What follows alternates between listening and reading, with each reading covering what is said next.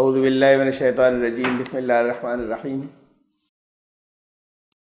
ما کان علی النبی من حرج فیما فرض اللہ لہ سنت اللہ فی الذین خلو من قبل وکان امر اللہ قدرا مقدورا۔ نبی پر اس چیز میں کوئی حرج نہیں ہے یا کوئی تنگی نہیں ہے جو اللہ نے اس کے اوپر فرض کر دیا۔ اللہ کی یہ سنت چلی آ رہی ہے اس سے پہلے سے، یعنی ہر نبی کے معاملے میں،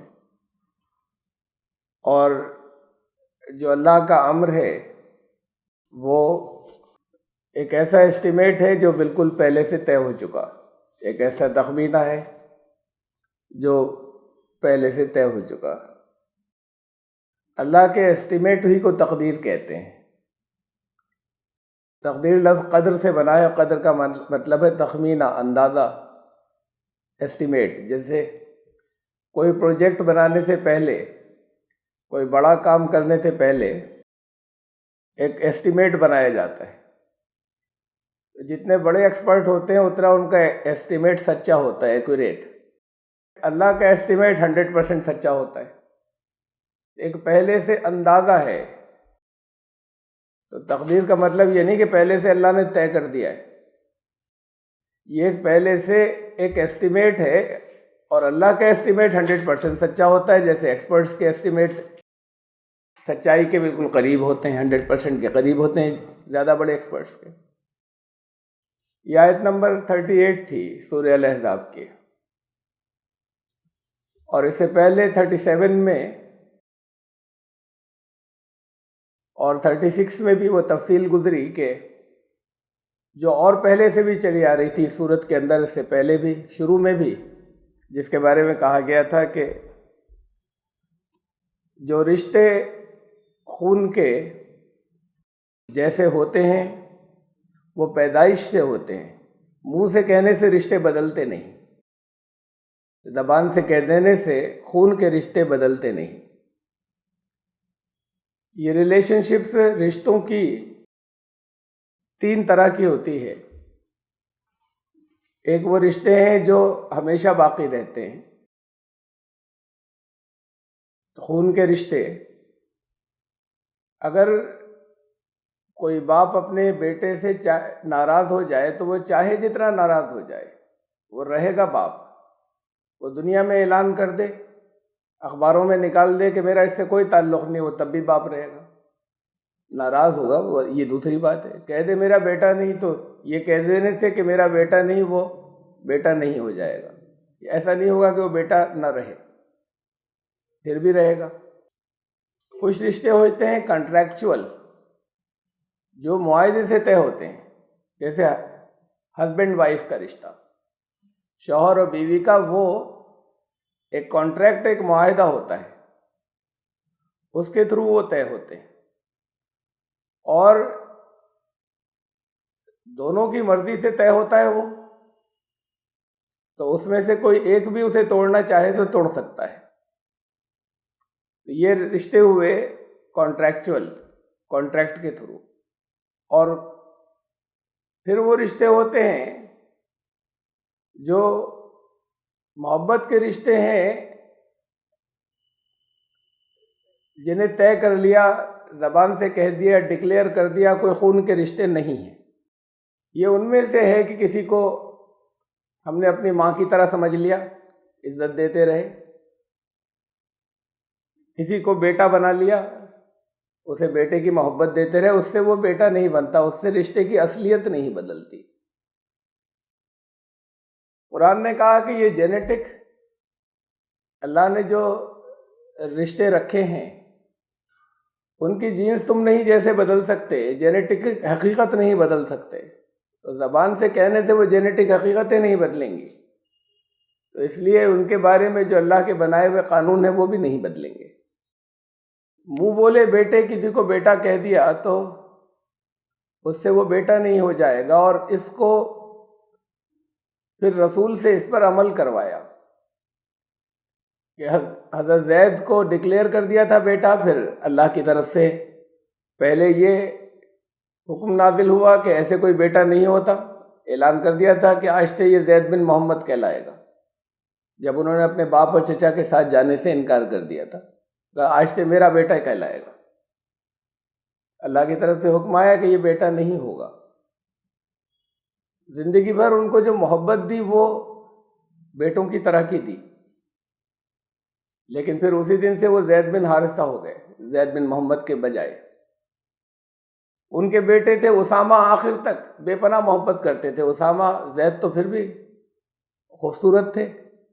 اسامہ اپنی والدہ پر گئے تھے، والدہ ان کی ایتھوپیا کے رہنے والی تھیں، افریقہ کی، حضرت ام ایمن۔ بیٹے میں فیچرز آئے تھے اس نسل کے، شکل صورت کے، مطلب رنگ کالا بھی تھا، موٹے موٹے ہونٹ تھے، بہت محبت کرتے تھے، شکل صورت سے کوئی مطلب نہیں۔ وہ انہیں پالا تھا، حضرت زید کو اصلاً غلام تھے، جیسے بیٹا کہہ دیا۔ ان کے بیٹے سے اتنی محبت ہو جیسے اپنے نواس و نواسیوں سے، یہ تبھی ہو سکتا ہے جب واقعی حقیقی محبت قائم رہی آخر تک۔ کہ ایک گھٹنے پر حضرت حسن کو بٹھاتے تھے، دوسرے گھٹنے پہ وہ بیٹھے ہوتے تھے، اسامہ بیٹھے ہوتے تھے۔ ان کو بہت سے موقعوں پر دوسرے بڑے بڑے صحابہ پر ترجیح دی، کچھ انتظامی معاملات میں، حضرت زید کو بھی، حضرت اسامہ کو بھی۔ تو وہ محبت ان کی رہی قائم۔ پھر اس کے بعد پہلے تو یہ حکم آیا تھا، اس کے بعد پھر اسے پریکٹیکلی اور عملاً تمام دنیا کے سامنے اس شکل میں اس کو توڑوایا، وہ جو کانسیپٹ چلا رہا تھا کہ انہوں نے جب اپنی وائف کو طلاق دے دی اور سمجھایا رسول اللہ صلی اللہ علیہ وسلم نے کہ وہ نباہ کرنے کی کوشش کرو، مت دو طلاق، لیکن جب انہوں نے ڈائیورس کر دیا تو پھر حکم یہ آیا کہ اب ان سے تمہیں نکاح کرنا ہے، تاکہ سارے معاشرے میں نہ کرتے۔ بہت سے حکم ایسے ہوتے ہیں ہمارے ہاں کہ بہت سی چیزیں ایسی ہوتی ہیں کہ سب کوئی فرض تھوڑی کر دیا گیا ہے کہ یہ نکاح کرنا تھا، پھر اس سے بتا دیا گیا کہ ہاں بیٹا نہیں مانا جائے گا، لیکن پھر ہمیشہ وہ ایسے ہی چلا تھا کہ کبھی لوگ صرف زبان سے کہتے اور پریکٹیکلی عملاً وہی کرتے رہتے۔ ایسی بہت سی چیزیں ہوتی ہیں ہمارے یہاں کہ انہیں ہم یہ کہتے ہیں کوئی حکم تھوڑی دے دیا گیا ہے۔ مثال کے طور پر رسول اللہ صلی اللہ علیہ وسلم نے کہا کہ یہ اگر حکم نہ مانا جائے تو اسٹرانگ ایڈوائس تو تھا کہ کوئی اگر جن سے نکاح کرنا چاہے پہلے دیکھ لے، خود دیکھ لے پہلے۔ اب جتنے زیادہ وہ لوگ ہوتے ہیں جو کہتے ہیں کہ یہ دیندار فیملیز ہیں، اتنی زیادہ سختی ہوتی ہے کہ نہیں صاحب دیکھیں گے نہیں، اپنے گھر کی لیڈیز کو بھیج دیجیے، وہ دیکھ لیں۔ رسول اللہ صلی اللہ علیہ وسلم نے بتایا یا کہا، اور ایک اسٹرانگ ایڈوائس ہے، یہ نہیں کہا تھا کہ چاہے تو دیکھ لے، کہا دیکھ لیا کرے۔ اب جن کے یہاں دین کا کوئی نام نہیں ہے، ان کے یہاں تو پہلے ہی کوئی پردے کا دیکھ لینے کا کوئی مسئلہ نہیں تھا۔ اب جو دیندار ہوتے ہیں ان کے یہاں طرح ہوتا ہے کہ بھئی ایسے سب کے سامنے نہیں جایا کریں، اور زیادہ جن کے یہاں دینداری ہوتی ہے وہ ان کے یہاں زیادہ سخت پردہ ہوتا ہے۔ اب جب رشتے کی بات یہ آئے کہ بھئی دیکھ لیا کرو، تو پھر وہ کہتے ہیں کہ نہیں یہ نہیں ہوگا۔ تو اب جتنے زیادہ دیندار کہلاتے ہیں اتنا زیادہ سختی سے منع کرتے ہیں، تو اتنا ہی زیادہ ان کو یہ کہنا چاہیے کہ ہاں سنت ہے، ٹھیک ہے، یہ تو سنت ہی نہیں، یہ تو ایسی سنت ہے جس پر عمل کرنے کو کہا تھا۔ ایک طریقے سے مؤکدہ سنت ہو گئی، سنت مؤکدہ کہ تاکید کی تھی جیسے۔ تو اتنی زیادہ اس کی خلاف ورزی ان لوگوں کی یہاں سے ہوتی ہے، عورتوں کو بھیج دیجیے، ایسے نہیں بھائی، دیکھنے کا نہیں۔ اب اگر کہا جائے تو کہا کہ تو بھی کہیں گے کوئی حکم تھوڑی دیا تھا کہ لازم ہے دیکھنا، ٹھیک ہے مطلب پرمیشن دے دی تھی، کہا تھا، لیکن کوئی آرڈر دے دیا تھا کیا؟ تو وہ چیزیں ٹوٹتی نہیں جب تک خود نہیں کی جاتی، انہیں توڑنے میں پریکٹیکلی توڑا جاتا ہے۔ جو رسمیں سوسائٹی میں ایسی بن جاتی ہیں کہ وہ تابو ہو جاتی ہیں، یعنی کوئی کرے تو وہ بڑا برا سمجھا جاتا ہے. دین کہہ چکا کہ برا نہیں ہے، اور سوسائٹی اور معاشرے میں برا مانا جاتا ہے. تو انہیں جب تک پریکٹیکلی کیا نہیں جائے گا، توڑا نہیں جائے گا، عمل کر کے نہیں توڑا جائے گا، تب تک وہ سخت برائی بنی رہیں گی. تو پھر اسے پیغمبر سے یا نبی سے اس رسم کو توڑو، اس کانسیپٹ کو جو بنا ہوا تھا کہ حکم آ گیا چلیے آ گیا، لیکن کوئی بھی عمل نہیں کرتا اس کے اوپر، تو خود نبی سے اس کو توڑوایا اور ان کو حکم دیا کہ ان سے اب ان سے تمہیں یہ جو مطلقہ ہیں یا ڈیورسی ہیں زید کی، ان سے تمہیں نکاح کرنا ہے. اس کے بعد یہ آیت آئی ہے کہ اللہ نے کوئی چیز فرض کر دی تو نبی کے کرنے میں کسی طرح کا کوئی حرج اور کوئی تنگی نہیں ہے اس کے اندر.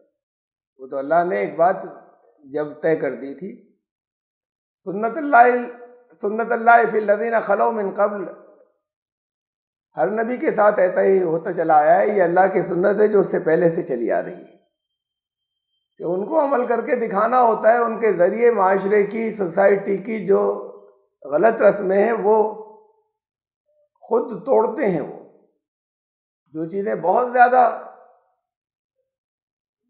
کانسیپٹ بن جاتے ہیں، رائج ہو جاتی ہیں، ان کو عمل کر کے توڑنا ضروری ہوتا ہے. یہ فرمایا کہ اس سے پہلے بھی ایسے ہی ہوتا رہا. وَكَانَ أَمْرُ اللَّهِ قَدْرًا مَقْدُورًا، اور یہ اللہ کی طرف سے ایک فیصلہ تھا، ایک امر تھا جو اللہ نے طے کیا تھا اور اسے ہونا ہی تھا. اس لیے کہ اس سے پھر ایک طوفان اٹھنا تھا اور چاروں طرف برائیاں آنی تھیں اور طرح طرح کے الزامات لگے جو مخالفوں نے لگائے تھے. پچھلی مرتبہ رکھ چکا، اسے میں تفصیل سے اسے کہنے کی ضرورت نہیں ہے کہ اتنے گھمانے پھرانے کی ان کو ضرورت نہیں تھی، حکم آ چکا تھا نا. اگر حضرت زینب کو وہ پسند کرتے یا ان سے نکاح کرنا چاہتے تو پہلے کر لیتے.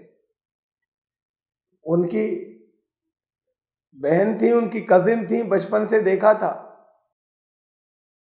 وہیں سوسائٹی میں ہمیشہ ساتھ رہی تھی. یہ تو کل 1 سال کی ان کی میرج تھی حضرت زید کی. خود ان کو حکم دیا تھا یا پسند کیا تھا اور کہا تھا کہ ان سے نکاح کر لو. حضرت زینب کو نہیں پسند تھا، اگر منع کرتی تو نہیں ہوتا نکاح. کوئی رسول اللہ صلی اللہ علیہ وسلم اس معاملے میں حکم نہیں دے سکتے تھے کہ تمہیں ان سے نکاح کرنا ہے. اگر وہ ناپسند ہی کرتی، اگر وہ کہہ دیتی کہ نہیں، لیکن جیسے انہیں معلوم ہوا کہ ان کی مرضی ہے کہ کریں، کر لیں. حضرت زید سے محبت بہت تھی تو انہوں نے کر لیا. لیکن جب وہ نباہ نہیں ہوا اور حضرت زینب کے مزاج کے، حضرت زید کے مزاج کی وجہ سے نباہ نہیں ہو سکا. وہ اس کی تفصیل بھی میں نے پہلے بتائی تھی کہ یہ ان کی جو اور بھی بار ڈائیورسز ہوئے، اس سے محسوس ہوا کہ وہ خود میریٹل لائف میں زیادہ ایڈجسٹمنٹ ان کا نہیں تھا ازدواجی زندگی میں. حضرت زید کا، حضرت زینب کا اس میں کوئی قصور نہیں تھا. وہ یہ نہیں تھا اس کے اندر کہ میں اونچے خاندان کی ہوں اور اس لیے انہوں نے کوئی ناک چڑھاتی ہوں، یہ اس طرح کے اندازے لوگوں نے لگائے.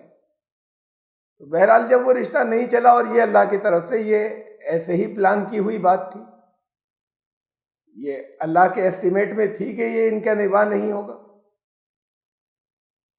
اور پھر یہ اللہ کی طرف سے رسول اللہ صلی اللہ علیہ وسلم کو حکم آیا کہ اب تمہیں کرنا ہے کہ اس کو عملاً اس برائی کو، وہ جو برائی سمجھی جانے لگی تھی، برائی نہیں ہے، وہ برائی سمجھے جانے لگی تھی، ایک غلط چیز تھی دین کے اعتبار سے. تو جب اسے منہ بولے بیٹے، جسے بیٹا کہہ دیا تھا، ان کی جو ڈیورسی تھی یا انہوں نے جب طلاق دی تو کہا کہ تمہیں عمل کر کے دکھانا ہے تاکہ یہ صرف زبان پر نہیں رہے کہ ہاں جائز ہے. اور اللہ کی طرف سے یہ تو پہلے سے طے تھا، یہ اس کا اسٹیمیٹ تھا کہ یہ رشتہ نہیں چلے گا، اور پھر یہ بھی طے تھا کہ پھر تمہیں حکم دیا جائے گا کہ تم نکاح کرو. اسے پھر سمجھ لیجیے گا، میں نے ابھی مختصر رکھا تھا. یہ ہوتا یہ اسٹیمیٹ ہی، یہ کیا ہوا اللہ کی طرف سے. ایسا نہیں ہے کہ ایک پہلے سے ایک کام ایسا کر دیا گیا کہ جس کے خلاف نہیں کرتا کوئی، یہ اللہ نے طے کر دیا کہ اب اس کے خلاف، بلکہ جو ہونے والا تھا اس کا ایسٹیمیٹ اللہ کا ایسا ہے کہ وہ اس کے خلاف اب نہیں ہوگا، وہ اندازہ یا ایسٹیمیٹ ہی ایسا ہے، وہی تقدیر ہوتی ہے۔ یہ ابھی چند روز پہلے بھی اس طرح کا سوال باہر سے لوگ آئے تھے، انہوں نے کیا تھا۔ ہر جگہ لوگ اس کے اندر یہ تقدیر کے مسئلے میں پریشان ہیں۔ آپ کے سامنے تو یہ موضوع بہت تفصیل سے آ چکا ہے، الگ موضوع کے طور پہ بھی آ چکا ہے۔ جب اللہ نے فیصلہ سب کے لیے کر دیا ہے کچھ، یہ عمل میں آزادی ہے۔ بہت واضح لفظوں میں قرآن کہتا ہے کہ عمل میں انسان کو آزاد رکھا گیا ہے۔ اللہ کا علم ہونا ہی دوسری چیز ہے، وہ اس کا ایسٹیمیٹ ہے۔ جیسے کوئی ٹیچر اسٹوڈنٹس کے بارے میں ایسٹیمیٹ رکھتا ہے کہ یہ ٹاپ تو یہ کرے گا، اس کو تو فیل ہونا ہے، تو ایسا نہیں کہ وہ زبردستی اس کو زیادہ نمبر دے دے گا ٹاپ کرنے والے کو، اور زبردستی فیل کر دے گا اسے جس کے بارے میں اس نے کہا کہ یہ تو پاس ہوگا ہی نہیں۔ ہو سکتا ہے وہ پاس اپنی محنت کر لے بہت زیادہ، ٹیچر کا ایسٹیمیٹ غلط ہو جائے، لیکن 90% سے زیادہ کیسز میں وہ ٹیچر کا ایسٹیمیٹ غلط نہیں ہوتا، جس کے بارے میں وہ کہہ دے کہ یہ تو ہو نہیں سکتا پاس، وہ اس کا اندازہ ہے جو غلط نہیں ہوتا، اس لیے کہ وہ اس کے بارے میں جانتا ہے، اس کے مزاج کو، اس کی چیزوں کو، سب کو۔ تو اللہ کا ایسٹیمیٹ اس ٹیچر سے جب اس کا 90% کریکٹ ہوتا ہے تو اللہ کا 100% کریکٹ ہوتا ہے۔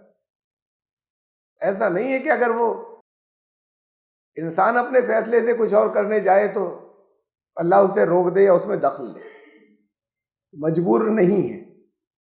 اور انسانوں کا یہ اصول بھی ذہن میں رکھیں کہ انسانوں، اللہ کو ایڈوانس میں علم ہوا اپنے ایسٹیمیٹ سے، لیکن آپ کا عمل، آپ کا حساب اللہ کے اس علم کی بیسس پر نہیں ہوگا جو اسے ایڈوانس میں تھا۔ آپ کا حساب آپ کے عمل کی بیسس پر ہوگا جو اپنی چوائس سے کیا تھا، اس کے علم کی بیسس پر نہیں ہوگا کہ جو اسے ایڈوانس میں تھا۔ الذین یبلغون رسالات اللہ ویخشونہ ولا یخشون احدا الا اللہ وکفی باللہ حسیبا۔ اللہ کی یہ سنت پچھلے رسولوں کے معاملے میں بھی چلی آ رہی تھی کہ ان کے ذریعے عمل کر کے توڑوائی جاتی تھی وہ چیزیں، وہ کانسیپٹ توڑوائے جاتے تھے جو ذہنوں کے اندر چلے آ رہے تھے، غلط کوئی تصورات، وہ پریکٹیکلی توڑوائے جاتے تھے، خالی تھیوریٹیکلی نہیں۔ یہ وہ لوگ ہیں جو اللہ کے پیغامات کو پہنچاتے رہے، وہ رسول، وَيَخْشَوْنَهُ وَلَا يَخْشَوْنَ أَحَدًا إِلَّا اللَّهَ، اور اللہ کی خشیت ان کے اوپر طاری رہی ہے۔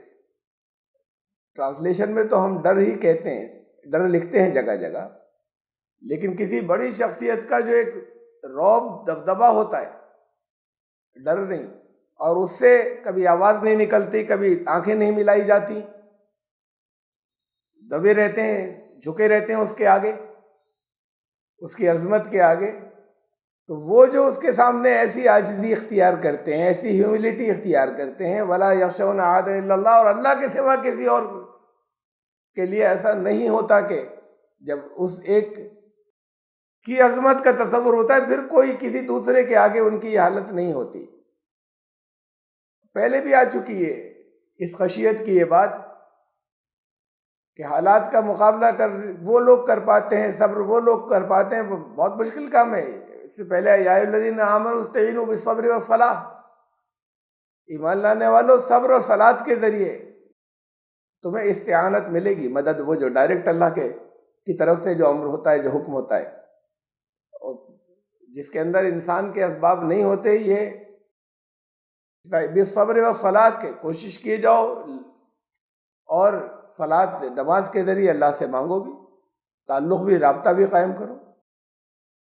فرمایا کہ وَإِنَّهَا لَكَبِيرَةٌ إِلَّا عَلَى الْخَاشِعِينَ، یہ بہت مشکل ہوتا ہے، لیکن وہ جو اللہ کے سامنے جھکائے رہتے ہیں، اپنے آپ کو عاجزی اختیار کرتے ہیں، ان کے لیے نہیں مشکل ہوتا۔ تو وہی یہاں آیا کہ وہ اللہ کے سوا کسی کے سامنے ان کی یہ حالت نہیں ہوتی، وہ کفا باللہ حسیبا، اور حساب لینے کے لیے پھر اللہ ہی کافی ہے، اس لیے کہ یہ حساب اللہ کو دینا ہے اپنے ہر عمل کا۔ یہ تمام رسولوں کے سلسلے میں اللہ کا عمل رہا، اور یہ رسول ان کے اندر عاجزی ہوتی تھی، اللہ کا حکم آیا اور فوراً انہوں نے عمل کیا۔ ما کان محمد ابا احد من رجالکم ولکن رسول اللہ وخاتم النبیین وکان اللہ بکل شیء علیما۔ محمد تمہارے مردوں میں سے کسی کے باپ نہیں ہیں، بلکہ وہ تو اللہ کے رسول ہیں اور رسولوں کے سلسلے پر مہر لگانے والے ہیں، اور اللہ ہر بات کا علم رکھتا ہے، ہر شے کا علم رکھنے والا ہے۔ یہ اسی کنٹیکس میں بات چلی آ رہی ہے، اسی واقعے کے، حضرت زینب سے نکاح کے، کہ وہ بیٹے نہیں ہو گئے تھے، ان کا تو کوئی بیٹا نہیں تھا، کوئی اولاد، کہ زید کو جو بیٹا کہہ دیا تھا تو زید ان کے بیٹے نہیں تھے، تو ان کی کوئی اولاد نہیں تھی، کوئی اولاد نرینہ نہیں تھی، کوئی میل ایشو نہیں تھا، میل پروجینی نہیں۔ یہ رسول کی حیثیت سے کر رہے ہیں جو کچھ کر رہے ہیں، اللہ کے حکم سے رسول کی حیثیت سے کر رہے ہیں، بلکہ وہ اللہ کے رسول ہیں اور نبیوں کے سلسلے پر مہر لگانے والے ہیں۔ اس لفظ پر بہت قادیانیوں نے بحث شروع کی، یہ بہت اہم حصہ ہے اس لحاظ سے، آپ کی نالج کے اعتبار سے۔ خاتم النبیین ایک لفظ ہے، خاتم ایک ہے خاتم۔ تو خاتم کو تو وہ کہتے ہیں کہ اس کے معنی ہیں خاتم النبیین، اب نبی جو ہیں وہ ختم ہو گئے۔ خاتم کہتے ہیں، ختم کہتے ہیں مہر کو، ختم اللہ علی قلوبہم، اللہ نے ان کے دلوں پہ مہر لگا دی، خاتم مہر لگانے والا۔ تو یہ قادیانی یہ کہتے ہیں اللہ نبیوں کے سلسلے، نبیوں کی مہر تھے وہ خاتم النبیین۔ اس کا مطلب اصل میں تو وہی خاتم و خاتم میں پریکٹیکلی عملاً کوئی فرق نہیں ہے، نبیوں کے سلسلے پہ مہر لگ گئی، اب نبی نہیں آئے گا۔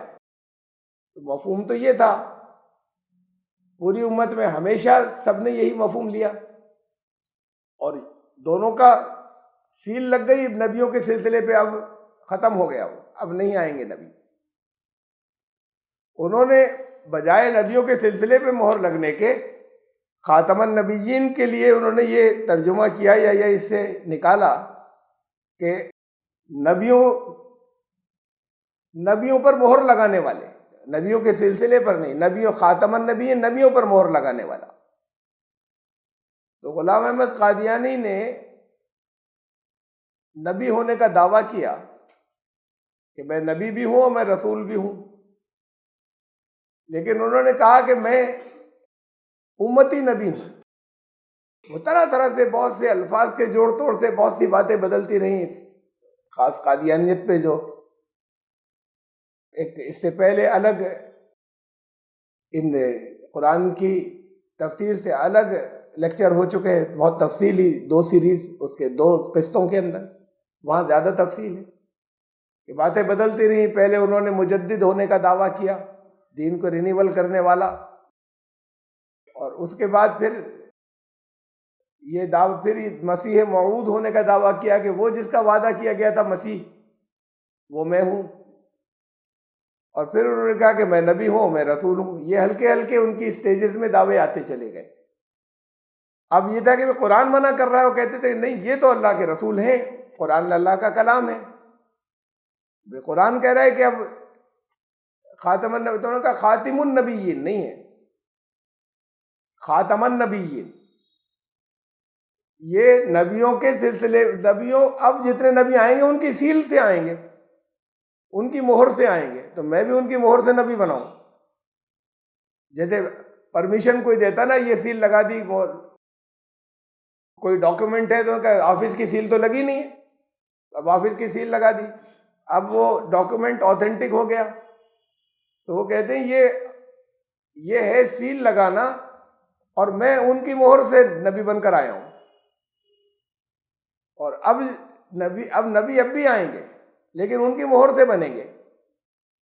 قرآن اپنی جگہ پر رہے گا، قرآن اللہ کا کلام ہے، وہ آخری نبی بھی رہیں گے، آخری خاتم النبیین بھی، آخری نبی نہیں، خاتم النبیین بھی رہیں گے، یعنی نبیوں پر مہر لگانے والے، آئندہ جتنے بھی آئیں گے. پھر انہوں نے کچھ اور ٹرمینالوجیز اس کے لیے رکھی کہ اب جو نبی ہوں گے انہوں نے کہا میں جو ہوں میں نبی ہوں، ذلی نبی ہوں. ذل کہتے ہیں سائے کو، in the shade of the first previous profit. میں ان کے سائے، ان کا ایک طریقے سے سایہ ہوں نبوت میں سایہ، ذات میں نہیں. تو اب یہ ایک ایسی چیز ہے یا ایسی ٹرمینالوجیز ہیں جس کی کوئی میننگ نہیں ہے. فلاسفیکلی آپ بات کر لیں اسے کہ میں یہ نبوت اس کی پہلے کی نبوت کا سایہ ہے، شیڈ ہے. تو یہ فلاسفیکل ورڈز ہیں جس کی کوئی ایکوریٹ میننگ نہیں ہے. وہ طرح طرح کی ان کی لینگویج بدلتی رہی مرزا غلام احمد قادیانی کی. وکان اللہ بکل شیء علیما، اللہ ہر بات کا علم رہتا ہے. تو کہا تو یہ گیا تھا، سمپل بات تھی. اب یہاں مسلمانوں میں اور ان میں بڑے پھر مناظرے شروع ہوئے، قادیانیوں میں ڈیبیٹس شروع ہوئیں. اور ڈیبیٹ زیادہ تر اس جگہ رہتی ہیں اور ختم کے معنی سچ مچ مہر لگانے کے. تو اس میں ان ڈیبیٹس میں اکثر ان کا پلہ بھاری ہو جاتا ہے قادیانیوں کا. خالی یہ آیت تھوڑی ہے خاتم النبیین کی اصل آیت یہ نہیں ہے. یہاں تو ایک کنٹیکسٹ کے اندر ایک پچھلا سیاق و سباق چلا آ رہا ہے، اس میں یہ کہا جا رہا ہے کہ یہ رسول ہیں اللہ کے، آخری رسول ہیں. کوئی ان کا بیٹا کوئی نہیں ہے. یہ بیٹے کے باپ کی حیثیت سے کچھ نہیں کیا انہوں نے کہ سوسائٹی کے اندر وہ ایک باپ تھا جس نے کوئی ایک رسم کوئی تھی وہ توڑی، یا یہ کہ کوئی صحیح کیا یا غلط کیا، کہ یہ رسول ہیں اللہ کے اور جو کچھ کیا اللہ کے حکم سے کیا. تو یہاں تو اصل میں یہ بات کہنی تھی. اب یہ اس لفظ کے اوپر الجھے رہتے ہیں، اس پر بڑے مناظرے چلتے رہتے ہیں. اور پھر وہ ختم نبوت کی تو دیکھیے آیت یہ تھی، یعنی جسے ثابت کیا جائے کہ آخری اس کے بعد اب نبی نہیں آئے گا. اس میں کہیں نبی لفظ ہی نہیں ہے اس کے اندر ہی، لیکن اس آیت کے اندر ہے یہ مضمون. یہ آیت کا ایک حصہ ہے، سورہ المائدہ کی 3 آیت. الیوم اکملت لکم دینکم واتممت علیکم نعمتی ورضیت لکم الاسلام دینا. آج میں نے تمہارے دین کو کامل کر دیا، پرفیکٹ کر دیا. کامل کوئی چیز ہو جاتی ہے، پرفیکٹ ہو جاتی ہے، تو اس کے بعد اسے پورا نہیں کیا جا سکتا. اور پوری ہو گئی، چاند پورا ہو گیا، جو 14ویں کا چاند ہے کمپلیٹ ہو گیا. اب اس کے بعد کچھ کمپلیٹ کا ہونے کا، اس سے آگے کوئی اور سوال نہیں، ہو چکا کمپلیٹ. تو کوئی چیز جس میں ذرا سے بھی ٹچنگ کی بھی کوئی گنجائش باقی رہ جائے تو ابھی وہ اس کو آخری طور پر کامل نہیں کہیں گے. لیکن جب پرفیکٹ ہو جائے کہ اب اس میں کوئی گنجائش نہیں بچی، وہ کامل ہو گئی، کچھ اور کرنے کی گنجائش نہیں. الیوم اکملت لکم دینکم، آج میں نے تمہارا دین تمہارے لیے کامل کر دیا، بالکل کمپلیٹ و پرفیکٹ کر دیا. واتممت علیکم نعمتی، اور یہ دین اصل نعمت تھی، یہ نعمت فائنل ہو گئی، تمام ہو گئی، کچھ بچا نہیں اس کے اندر. ورضیت لکم الاسلام دینا، اور اس اسلام دین تمہارے لیے اسلام کے دین ہونے میں آج میری رضا ہے. اب آج سے یہ پرفیکٹ یا کمپلیٹ دین. تو یہ ہے کہ اس کے بعد جب اس کے اندر کچھ کرنے کی گنجائش ہی نہیں تو کسی نبی کی ضرورت نہیں، کسی نبی کی کوئی گنجائش نہیں. دین کمپلیٹ ہو گیا، مکمل ہو گیا. نبی اسی لیے آتے تھے، رسول اسی لیے آتے تھے. اس کے بعد تو امت کے اندر ریفارمرز ہوں گے، اصلاح کرنے والے، سدھارک، جو اسی کی بنیاد پر غلام احمد قادیانی صاحب سدھارک ہو سکتے تھے، بن سکتے تھے، یا شروع میں وہ یہی کہتے رہے اپنے آپ کو.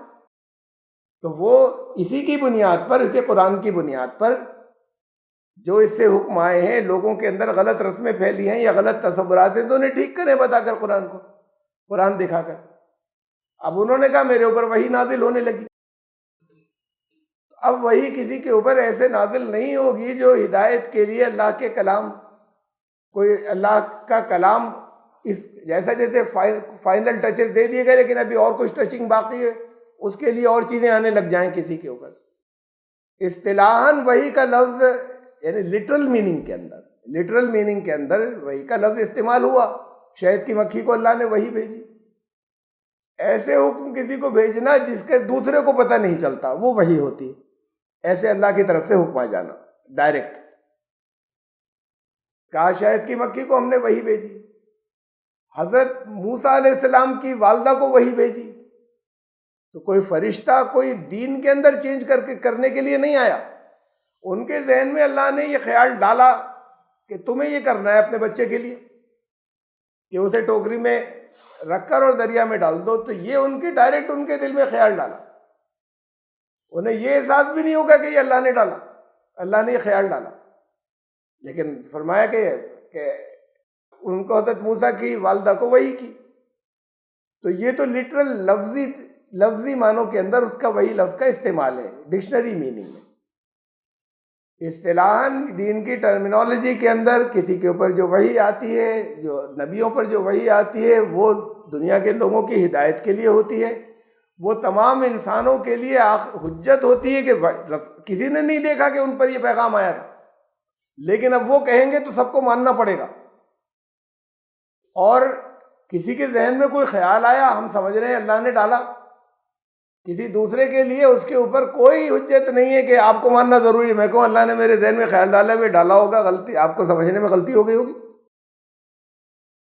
ہمارے پاس تو صاف ستھرا راستہ یہ ہے، آپ کا خیال اس کے خلاف جا رہا ہے۔ تو اللہ وہ اب اس کے لیے یہاں پر ہمارے یہاں ایک الگ نام رکھ لیا گیا، الہام، کہ بزرگوں کو الہام ہوتا ہے، اور بھی جو بزرگ نہیں ہوتے انہیں بھی ہوتا ہے۔ اللہ کی طرف سے بہت اسٹرانگ، بہت ایکوریٹلی کوئی بات ذہن کے اندر جما دی جائے، آ جائے، ذہن میں بیٹھ گئی، تو الہام ہوا کہ اللہ کی طرف سے ڈالی گئی۔ ان لوگوں کے پاس جو بزرگ ہیں کہ ان کو زیادہ صحیح ایکوریسی ہے اس کے اندر کہ میرے اپنے ذہن کے خیال نہیں اللہ نے ڈالے۔ لیکن کسی کا الہام، یہ اصول ہے پوری مانا ہوا، کسی کا الہام کسی دوسرے کے لیے حجت نہیں ہے کہ میں کہوں کہ میرے دل میں تو اللہ نے یہ ڈالا ہے، اب آپ سب کو ماننا پڑے گا، تو آپ میں سے کوئی پابند نہیں ہے اس کا۔ لیکن ہمارے یہاں پریکٹیکل یہی ہوتا چلا آیا کہ وہ لوگ جن کی لوگ عزت کرتے تھے، ان کے ذہن میں کوئی خیال آیا تو وہ لوگوں نے اسے ایسے سمجھا جیسے یہ بھی وہی چل رہی ہے، جیسے انبیاء کی طرف وہی ہوتی ہے کہ اب وہ تو انہوں نے اپنے الہام سے بتایا تھا ہمارے لیے ماننا ضروری ہے، آپ کے لیے ماننا ضروری نہیں ہے، آپ کے لیے کسوٹی بنیادیں یہ ہیں جو اللہ کے رسول صلی اللہ علیہ وسلم آخری کلام چھوڑ گئے، جو کامل ہے، پرفیکٹ ہے، اب اس میں کسی تبدیلی کی گنجائش نہیں۔ پھر اس میں وہ بھی ہے کہ بہت سے بزرگوں کی طرف سے معلوم نہیں، ہم نہیں کہہ سکتے کتنی غلط باتیں بعد میں جوڑ دی گئی، ہمیں نہیں معلوم۔ اور بعض وہ ہیں کہ جنہیں بڑا اونچا درجہ دے دیا گیا، ان کے فلاسفیکل لینگویج کی وجہ سے، فلسفیانہ زبان کی وجہ سے بہت اونچا درجہ دیا گیا اور بزرگ مانا گیا، لیکن جو باتیں انہوں نے کہیں بڑی خطرناک ہیں، بہت خطرناک ہیں۔ اور ہوا یہ ہے کہ بہت بڑے بڑے علم والے علماء اگر کوئی اور کہے تو فوراً کہیں گے، کفر کہہ دیں گے اسے، لیکن جب ان کی طرف سے چلی آ رہی ہیں تو وہ اس کی طرح سے اسے انٹرپریٹ کر توجیہ کرتے ہیں کہ حضرت کا مطلب یہ تھا، اور حضرت نے یہ کہا تھا، اور حضرت کی بات تو حق ہے۔ ہمارے پاس اللہ اور اللہ کا کلام ہے، یہی کسوٹی ہے حق اور باطل ہونے کی۔ رسول کس سے کوئی غلطی نہیں ہو سکتی، باقی انسان ہیں، اس کسوٹی کے خلاف جا رہی ہے، تو جس نے بھی کہا وہ غلط کہا تھا، یا اس کی طرف کوئی بات کے لوگوں نے جوڑ دی، انہوں نے نہیں کہی ہوگی، یا اگر کہی تو غلط کہی تھی۔ ایک تو یہ آیت ہے دین کے کامل ہو جانے کی، پرماننٹ ہو جانے کی، یہ ہے ختم نبوت کی آیت۔ ختم نبوت کی آیت یہ ہے سورہ انعام کی 115 سورہ نمبر 6 کی، وَتَمَّتْ كَلِمَتُ رَبِّكَ صِدْقًا وَعَدْلًا۔ اب تمام ہو گیا، کمپلیٹ ہو گیا، تمہارے رب کے کلمات جو تمہارے لیے ہونے تھے وہ کمپلیٹ ہو چکے، اب کوئی بات تمہارے لیے ایکسٹرا تمہارے رب کی طرف سے ڈائریکٹ نہیں آئے گی، صدقاً وعدلا، سچائی کے ساتھ میں اور جسٹس اور انصاف کے ساتھ میں، لا مبدل لکلماتہ، اور یہ اب جو آ چکے ہیں ان کلمات میں کوئی چینج نہیں ہوگا کہ اس کو ذرا ماڈیفائی کرنا ہے، ابھی بات کو ذرا سی ترمیم کرنی ہے اس کے اندر، اس میں کوئی تبدیلی اب نہیں ہوگی، جو آ چکے یہ مکمل ہے تمہارے لیے رہنمائی کے۔ آخری. تو یہ ختم نبوت کی آیت, اس میں نہ نبی لفظ ہے اور نہ ختم لفظ ہے. اس پر الجھے رہتے ہیں وہ خاتم النبیین اور خاتم النبیین. بات یہ کہ قرآن کا ایک حصہ اس کے خلاف قرآن کے کسی اور حصے کا کوئی مطلب نہیں نکالا جا سکتا. خاتم ہی صحیح, خاتم کا مطلب مہر لگانے والا ہی صحیح. وہ مانے اس وہاں پر بھی یہ ہوں گے جو ان آیتوں کی روشنی میں کہ نبیوں کے سلسلے پہ مہر لگ گئی اور اب کوئی نبی نہیں آئے گا, کوئی نیا نبی نہیں آئے گا. ہوا یہ کہ ان کو جو کچھ ملا مسالہ, وہ پھر انہوں نے جو کچھ ملا, یہ تو میں نہیں کہہ رہا کہ جو کچھ ملا یہاں سے ملا, لیکن ان کو اپنے دعوے کی اس کے ثبوت میں ہمارے یہاں کے بہت سے ان لوگوں کے جو بڑے مشہور ہیں, بڑے اچھے عالم ہیں یا بڑے یہ اہل تصوف, وہاں سے مل گئی بہت سی باتیں. اسے بھی وہ ساتھ میں لاتے تو یہ بات نہیں کر پاتے ان سے. ہر گروپ سے کچھ چیزیں انہوں نے نکالی کہ دیکھیے انہوں نے تو یہ کہا تھا, وہاں آپ اعتراض نہیں کرتے, ان کو آپ کافر کہہ رہے ہیں. غلام احمد صاحب کو آپ کافر کہہ رہے ہیں, ان پر اعتراض نہیں کرتے اپنے ان بزرگ پہ, وہ بھی تو یہ کہہ رہے تھے. ترمذی کی حدیث ہے, وانا خاتم النبی لا نبی بعدی, میں نبیوں کے سلسلے کی مہر ہوں اور میرے بعد اب یہ بھی الفاظ آگے نا, میرے بعد کوئی نبی نہیں ہے. یہ بات فائنل ہوگی, میرے بعد اب کوئی نبی نہیں. انہوں نے اس کا یہ نکالا میرے بعد کہ اس کا مطلب یہ ہے کہ اب شریعت والا نبی کوئی نہیں آئے گا, لیکن بغیر شریعت والے نبی آتے رہیں گے. اس کا مطلب یہ ہے, حدیث کو وہی حوالہ دیتے ہیں, مانتے ہیں قادیانی, کہتے ہیں کہ رسول اللہ صلی اللہ علیہ وسلم تھا نئی شریعت والا کوئی نہیں آئے گا. اب ضرورت کیا ہوئی نبی کی؟ اللہ کا کلام پورا ہو گیا, کافی ہو گیا, اس کو سمجھانے والے علماء ہوں گے. لیکن جب شریعت میں کوئی تبدیلی نہیں ہوگی, کوئی نیا لا نہیں آئے گا, نیا نظام نہیں ہوگا, کوئی نظام میں سسٹم میں چینج نہیں ہوگا, تو پھر نبی کی ضرورت نہیں ہے. تو یہ کہتے ہیں شریعت والا نہیں آئے گا, اور میں اسی پرانی شریعت کو مانتا ہوں جو رسول اللہ وہ لے کر آئے تھے, لیکن میں نبی ہوں, میرے پر وحی آتی ہے, میں نبی ہوں, رسول ہوں.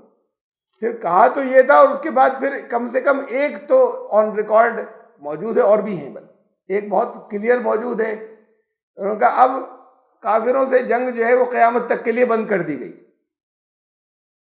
ایسے لوگوں سے جن کے اوپر حجت پوری ہو جائے, اور پھر وہ جو قرآن نے جو حالات, جو کنڈیشنز دی ہیں جنگ پوری ہونے کے, جنگ لازم ہونے کے, مثلا کہیں ظلم ہو رہا ہے بے پناہ اور تم روک سکتے ہو, تو کہا تم کیوں نہیں جاتے کہ تمہیں روکنا ہے اس کو. ایگریمنٹ کی بریچ آف ایگریمنٹ ہوا, معاہدے کی خلاف ورزی ہوئی, تو وہاں پر چوائس دی کہ اب تم چاہو تو یہاں پر جنگ کر سکتے ہو, یا آئندہ بھی خلاف ورزی کریں گے. تو انہوں نے کہا اب قیامت تک کے لیے جنگ بند ہو گئی. اب یہ شریعت میں تبدیلی ہوئی, شریعت میں نہیں, قرآن کے حکم پر ایک ایڈیشنل ہوا ہے, جو ڈائریکٹ قرآن کے اندر حکم ہے کہ تمہیں کیا ہو گیا کہ تم ان لوگوں سے لڑنے نہیں جاتے اللہ کے راستے میں. وہ مرد ہیں اور عورتیں ہیں اور بچے ہیں جو چیخ رہے ہیں اور چلا رہے ہیں کہ ہے ایشور ہے اللہ, کسی کو تو بھیج ہماری مدد کو اپنی طرف سے. تو قرآن تو یہ کہہ رہا ہے, تو اس قرآن کی وحی میں یہ چینجز ہیں کہ اب پہلے تھی, اب بند ہو گئی. اللہ نے ان کے پاس وحی بھیجی, اب بند ہو گئی, تو یہ شریعت میں چینج آیا. کہتے یہ رہے کہ اب نیا صاحب شریعت طرح طرح سے انٹرپریٹ کرتے رہے. وہ ان کے یہاں قادیانیوں میں دو گروپ ہیں, ایک لاہوری گروپ کہلاتا ہے, اور ایک اصل میں تو وہ اپنے آپ کو قادیانی نہیں کہتے, یہ قادیانی تو دوسرے لوگ کہتے ہیں. جیسے بہت سے لوگ ویسٹرن اس کے کنٹریز کے اور دوسرے اس کے علاوہ بھی مسلمانوں کو کہیں گے محمڈنس. تو محمڈن کوئی حضرت محمد صاحب کے ساتھ مل کر یہ لفظ نہیں ہے, تو اللہ کی طرف سے اسلام. تو جیسے عیسائیوں کرسچنز کرائسٹ سے کرسچن کر لیا, عیسیٰ سے عیسائی کر لیا, تو ایسے انہوں نے محمد سے محمڈنس کر دیا. تو یہ نام جو ہے ان کا نام بھی قادیانی نہیں ہے, یہ لوگوں نے رکھا. انہوں نے اپنے آپ کو احمدی کہا کہ ہم احمدی ہیں, غلام احمد کے نام پر, جو نام انہوں نے اپنا رکھا. ان کو. تو یہ احمدیوں میں 2 گروپ ہیں، ایک لاہوری گروپ اور ایک بس اسے جگہ سے کیا نام دیں، لیکن وہ ربوا انہوں نے اپنا سینٹر بنایا تھا، اس کے نام سے نہیں لیا جاتا، بلکہ اب اصل بات یہ کہ یہ تقریباً ختم سا ہو گیا. پہلے اچھا خاصا بڑا تھا لاہوری گروپ، اب آلموسٹ ختم ہو گیا یہ. اب جو کچھ ہے وہ وہی ہیں، تو اس لیے پہ قادیانی یا احمدی بس وہی کہلاتا ہے، ایک ہی گروپ.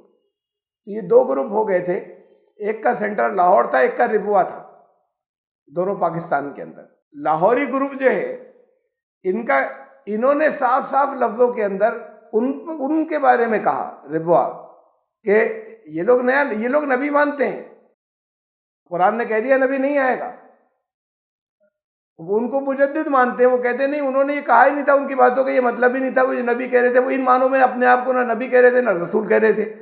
ایسی بھی ان کی جو کچھ چیزیں لکھی غلام احمد صاحب نے، وہ ایسی بھی چیزیں ہیں اس کے اندر کہ تم یہ میں ورڈز بول رہا ہوں ان کے وہ اس میننگ میں نہیں ہے، ایسی باتیں بھی کہی تھی. تو وہ یہ کہتے ہیں کہ وہ مجدد تھے، اور وہ اس معنی میں جو تم نبی اور رسول کہتے ہو اس معنی میں نبی اور رسول نہیں تھے. اور یہ جو ہے یہ گروپ جو چل رہا ہے یہ سب غیر اسلامی بات ہے اور کوئی نبی نہیں ہوگا. یہ لاہوری لوگ ہیں، ان کو بھی کافر مانتے ہیں مسلمان. اسلام کے دین کے تقاضے اس سے آگے کوئی نہیں ہے. اگر وہ یہ کہہ رہے ہیں یا یہ مانتے ہیں کسی کے بارے میں، چاہے غلط مانتے ہوں، کہ غلام احمد صاحب نے نبوت کا دعویٰ نہیں کیا تھا، وہ یہ مانتے ہیں اور ان کو مجدد مانتے ہیں، اور ان کو کہتے ہیں ہمارا ایمان ہے کہ اب کوئی نبی نہیں آئے گا. یہ لاہوری گروپ کہتا ہے. دیکھیے انہوں نے لاہوری جو احمدی ہیں، یہ ان کے لٹریچر سے ہے. قرآن کریم میں جب یہ آیت آ گئی کہ وَلَٰكِن رسول اللہ و خاتم النبیین، اسی آیت کے لیے جس کا وہ خاتم اور یہ چلا آ رہا ہے کہ نہیں اس کا یہ مطلب نہیں ہوتا، انہوں نے کہا، یہ جو لاہوری گروپ ہے انہوں نے صاف کہا کہ کسی شخص کا بطور نبی آنا، اس آیت کا بھی یہی مطلب ہے کہ جائز قرار قرآن نہیں دیتا کہ کوئی اور نبی اب ہونے کا دعویٰ کر دے. ہر قسم کے نبی کے آنا، کوئی بھی اب نبی کا دعویٰ نہیں کرے گا، اس کی ممانعت ہے. تو یہ صاف لفظوں میں انہوں نے اعلان کیا. انہیں کیوں کافر کہتے ہیں لوگ؟ سارے انہیں کیوں کافر مانا جاتا ہے سارے؟ اس وجہ سے کہ وہی کہہ رہے ہیں کہ ہم انہیں مجدد مانتے ہیں. وہ ساتھ میں اتنا ہی نہیں کہہ رہے، بلکہ وہ کہہ رہے ہیں کہ نہیں، انہوں نے دعویٰ ہی نہیں کیا تھا نبوت کا. اب اس پر ان کی بحثیں ہیں اپنی جگہ پر. تو ان پر کفر کیوں لگاتے ہیں یا کیوں لگایا جاتا ہے؟ یہ ان کی تحریر ہے. لیکن اس سے ایک بات اور فائنل ہوئی کہ وہ لوگ جو ہیں، وہ جو اب جو یہ لاہوری تو تقریباً ختم ہو گئے، اب وہ قادیانی احمدی وہی گروپ ہے جو ان کو نبی مانتا ہے. ان کی تحریر سے یہ بات معلوم ہوئی، 2 گروپ میں ٹوٹ گیا تھا کہ وہ لوگ کہتے ہیں ایسا اور غلط کہتے ہیں، ہم لوگ ایسا نہیں کہتے، اور نبی کوئی کبھی آ نہیں سکتا، اور اس آیت کا مطلب بھی ہے کہ اب نبی نہیں آئے گا. انہوں نے ہی ایک آپس میں شروع میں ایک دوسرے سے جب کچھ ڈیبیٹ یا خط و کتابت چلی تھی، اس میں کا ایک حصہ ہے کہ انہوں نے ان لوگوں سے کہا، لاہوریوں نے، کہ اہل ربوا کے نزدیک حضرت مسیح موعود نبی اللہ ہیں. یہ مسیح موعود انہیں مانتے ہیں کہ جس لاہوری بھی کہ وہ مسیح جن کا وعدہ کیا گیا تھا آنے کا. کہتے ہیں حضرت عیسیٰ علیہ السلام کو تو انتقال ہو چکا، اور وہ ایک تمثیلی بات تھی ان کا آنا. وہی حضرت عیسیٰ نہیں آئیں گے، کوئی حضرت عیسیٰ وہی نہیں ہوں گے جو آئیں گے، بلکہ یہ تمثیلی بات تھی. اور وہ ان کو کہا گیا تھا یہ مسیح موعود ہیں، یہاں تک مانتے ہیں لاہوری. کہتے ہیں اہل ربوا کے نزدیک حضرت مسیح موعود نبی اللہ ہیں، اللہ کے نبی بھی ہیں جن پر ایمان لانا فرض ہے، اور یہ کہ دنیا بھر کے مسلمان جو ان کی بیعت میں شامل نہیں وہ کافر اور دائرہ اسلام سے خارج ہیں. اب یہ اندر کے 2 گروپ ہیں، مطلب انہی میں جو 2 گروپ ہو گئے، اور بالکل شروع کے دور کے، ان کے غلام احمد صاحب کے انتقال کے فوراً بعد کے، کہ یہ جو 2 گروپ بنے، اس میں سے واضح طور پر کلیئر کٹ انہوں نے یہ بات اعلان کی کہ یہ لوگ نبی مانتے ہیں، ان کو غلط کرتے ہیں یہ تو اور باقی مسلمانوں کو یہ کافر مانتے ہیں. تو اب جب اس سے آپ کو، میں نے کیوں رکھی یہ بات آپ کے سامنے، وہ یعنی اس کا پھر آیت کی تفسیر سے تھوڑا سا الگ ہٹ رہی ہے بات، لیکن جب وہ خاتم النبیین پہ ان کی بحث چلی ہے، ان کا ذکر آیا، تو یہ اور میں اس وجہ سے آپ کے علم کے لیے بتا رہا ہوں کہ قادیانی یا احمدی وہ جب اعتراض کرتے ہیں مسلمانوں کو کہ یہ ہمیں کافر کہتے ہیں، یہ لوگ ہمیں کافر کہتے ہیں، اور اسی بات پر ان کی تمام پاکستان کے اندر بحث رہی کہ ہمیں کافر کہتے ہیں، ساری دنیا میں بحث ہے کہ یہ ہمیں کافر کہتے ہیں۔ ہم تو ان کے ماننے والے ہیں، سب دین کے ماننے والے، ویسے ہی عمل کرنے والے۔ اور بالکل ان کے غلام احمد صاحب کے انتقال کے فوراً بعد کے جو 2 ٹکڑے ہوئے ہیں، اس میں لاہوری گروپ ان سے کہہ رہا ہے کہ یہ لوگ سارے مسلمانوں کو کافر مانتے ہیں، ان کے عقائد یہ نہیں لاتے مسلمان، تم کہتے ہو کافر، ان کو مین اسٹریم کو، ان کو سب کو تم کافر کہتے ہو، اور یہ تو لوگوں کو معلوم نہیں ہے۔ ان کا الزام ان کی طرف سے سن رہے ہیں کہ صاحب یہ ہمیں کافر کہتے ہیں، ارے تم انہیں کافر کہتے ہو، یہ چیز آپ کے علم میں ہونی چاہیے۔ اور پھر وہ اگر کوئی منع نہ کرے تو یہ بالکل شروع کے دور میں جب آپس میں تقسیم ہوئی تھی کہ جہاں یہ انہوں نے خط لکھ کر بھیجا تھا، وہاں سے آئی تھی کہ بھائی وہ کر لو، معاہدہ کر لو، کچھ پیچ اپ کر لو، اختلاف ہو گئے۔ انہوں نے کہا کیسے پیچ اپ کیسے کرنے، تمہارے عقیدے ہی الگ ہیں، تم مسلمانوں کو کافر کہتے ہو، تم ان کے پیچھے نماز نہیں پڑھ سکتے، تم ان کے بچوں تک کو کافر کہتے ہو جو معصوم بچے ہیں، تو ہمیں تمہیں بہت فرق ہے، تو تمہارا فکر، تم ان کو نبی کہتے ہو، رسول کہتے ہو، تو ہمیں تمہیں بہت فرق ہے، کیسے پیچ اپ ہو، کیسے ایگریمنٹ ہو، کیسے معاہدہ ہو جائے دونوں کے اندر۔ تو یہ اس وقت کی چیزیں ہیں جو بالکل بالکل شروع کی۔ آپ سے زبان پہ جھوٹ بول دیں کہ نہیں ہم تو ایسا نہیں مانتے، ہم آپ لوگوں کو کافر نہیں مانتے، یہ بالکل یہ آپس میں جو اندر کے لوگ ہیں وہ ایک دوسرے سے کہہ رہے ہیں، اور کوئی اس کے جواب میں انہوں نے نہیں کہا کہ ہم نہیں کرتے ہیں ایسا، لیکن انہیں معلوم ہے عقائد، ساتھ میں رہے ہوئے لوگ تھے جنہوں نے برسوں زندگی ساتھ گزاری تھی۔ اب آپ کے یہاں سے یہ لوگ دلیل لاتے ہیں، میں وہ بھی سامنے رکھنا چاہتا ہوں۔ شیخ عبد القادر جیلانی رحمۃ اللہ علیہ، اب سچ مچ اس کتاب میں کوئی باہر سے کسی نے گھسایا ہے نہیں گھسایا ہے ہم نہیں کہہ سکتے، بہت بڑے بزرگ تھے، ہم بہت احترام کرتے ہیں ان، لیکن جو بات ان کے نام سے یہاں بہجت الاسرار نام کی ایک کتاب ہے، دور ایسا نہیں تھا کہ کتابیں جب حدیث کی کتابوں تک کے اندر گڑبڑ کر دی لوگوں نے، تو ایسے ہی بزرگوں کی لکھی ہوئی کتابوں میں بھی گڑبڑ کر دی،